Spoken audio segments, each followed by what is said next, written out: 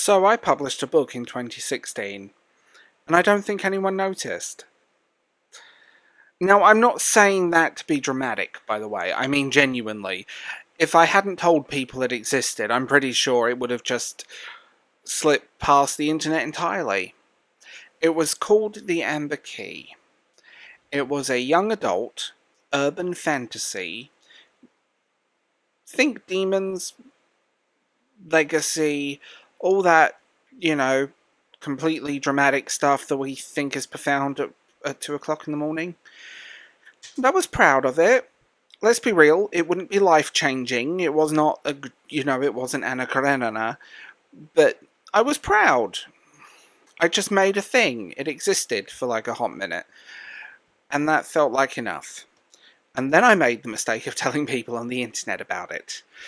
Let's talk about that. Now, I made a point that I didn't go overboard with it. It wasn't me turning this channel into a 24/7 shopping channel. I mentioned it maybe 10, 15 times over a year. Like throwaway comments at the end of the video, sometimes in the beginning, but it was like 10 seconds tops. By the way, I wrote a book. If you want it, you can get it down there. That was it. And people genuinely hated it. Not everyone, but it's never everyone, is it? But enough that it kind of got loud, because at the time, self-promotion was apparently a crime. Like I'd broken some unspoken rule of the internet. You weren't supposed to tell people you made something. You were supposed to, what, wait? Whisper it into the void? Hope a devoted fan base grows on its own out of a legacy of publishing. Let it grow organically, I said. Organically where? In what soil? Because from where I was standing, that book had about 25 readers, and most of them I knew personally. And then the weird thing wasn't even the comments on the videos where I mentioned it. It was the ones where I didn't. I'd upload something completely different, still going on about what I normally do, and then someone would put, "I'm so glad you didn't talk about the book this time. I talked about it 4 weeks ago." That's a very specific kind of message to receive. That's not feedback, that's someone keeping score. And after a while, it stopped being one comment or two comments and it became a pattern. The same tone, same attitude, sometimes the same people, sometimes new accounts. Doesn't really matter because it all blended into one unified homunculus voice on the internet. And the voice was just tired. It was consistent, telling you you're doing something wrong. And look, here's the part I should have probably admitted something. This book was not a masterpiece. It wasn't secretly the greatest piece of fiction ever ignored by the masses. It had problems, it had a lot of rough edges, and it had its moments where, even if I read it back and go, yeah, calm down, dude, but it was mine. It was mine. And I think that's the part that made the whole thing a bit strange, because I wasn't trying to sell someone a dream, the artificial dream where everyone's got a side hustle of publishing their book. You know, let's be real, I'm not a certain person whose books exist as merch just to promote her channel and then moans about YouTubers.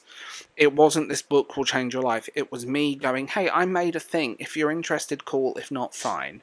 And somehow that was still too much. So it does wear you down over time.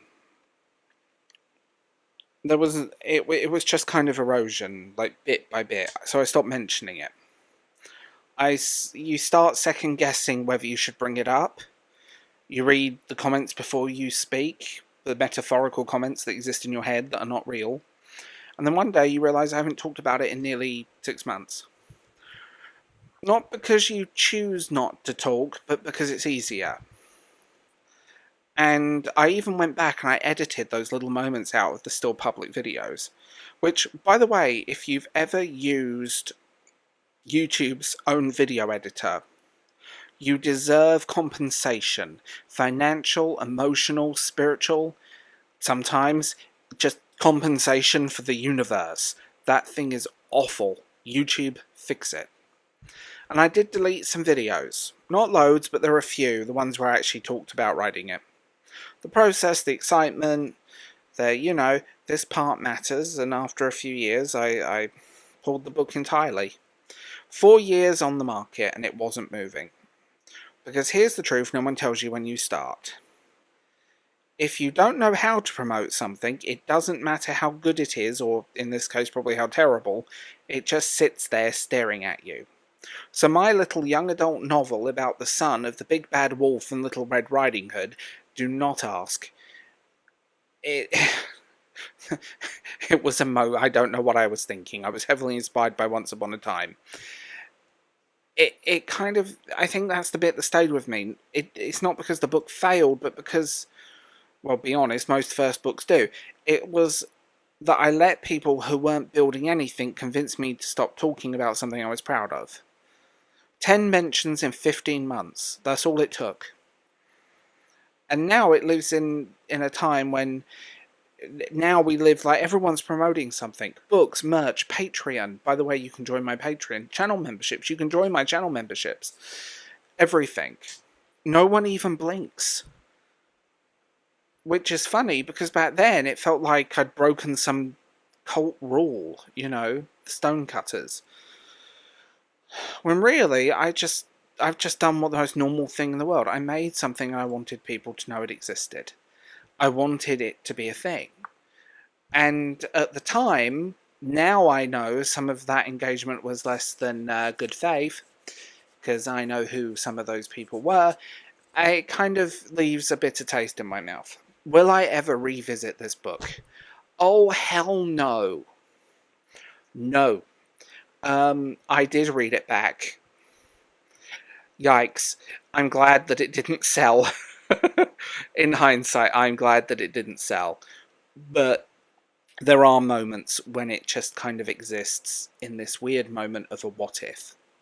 So that was it, like I said earlier, and I'm going to self-promote now. Hi, if you guys like that episode, remember to like and subscribe and tell me what you think in the comments below. If you want more, get involved in the conversation a little bit deeper, you're welcome to check out my Substack, my Patreon, or channel memberships. We have exclusive material, podcasts, and early access, as well as written stuff. So, see you guys in the next one.